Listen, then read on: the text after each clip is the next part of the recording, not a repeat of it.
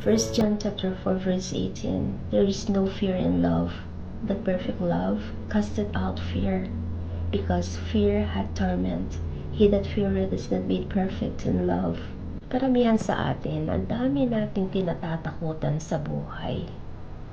Lagi tayong pinangungunahan ng takot. Takot ma-fail, takot sa future, takot mag-isa, takot mawalan, takot na baka hindi matupad ang mga pangarap.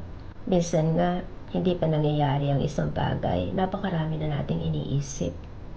Pinangungunahan na tayo ng mga pangamba, ng mga what ifs. Yung masyado tayong nag-overthink sa lahat ng mga bagay na kahit na hindi pa nangyayari.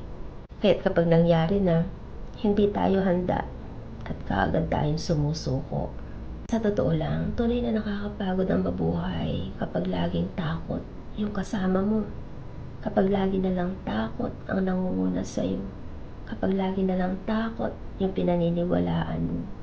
Kaya nga para mahimasmasan tayo sa lahat ng mga takot natin sa buhay, magbasa tayo palagi ng Bible na tunay na nakakalakas ng espiritu natin at ng kabuuan ng ating pagkatao. Na-overcome ng faith yung lahat ng fear natin sa katawan. Pag nauunawaan natin kung gaano tayo kamahal ng Diyos, walang espasyo yung takot sa buhay natin. Kasi lagi nating panghahawakan na may Diyos na nagmamahal sa atin, na may Diyos na bahala sa atin, na may Diyos na aaruga sa atin at yayakap sa atin doon sa mga kapanahon ng takot na takot tayo.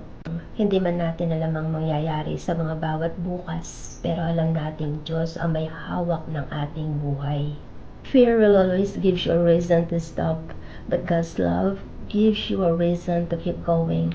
Pag pinili nating mas maniwala at magtiwala sa ating Diyos at patuloy na manghawak sa Kanya, lahat ng takot unti-unting mawawala na hindi natin namamalayan. Pag kumakatok na yung takot, isalubong mo yung faith mo at wala na siyang magiging dahilan para pumasok pa sa buhay mo. As in, graduate ka na dun sa part na yun na puno ng takot yung buhay mo. Kasi kapag hindi mo piniling paniwalaan at gawing pananggalang yung Diyos, may iiwan ka mag-isa sa ere. Kasama mo yung takot mo na hindi mo mabitaw-bitawan.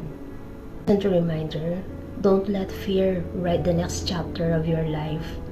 Let God's love give you the courage to keep going. Even if you can't see what lies ahead, have a blessed and a wonderful day. God bless you.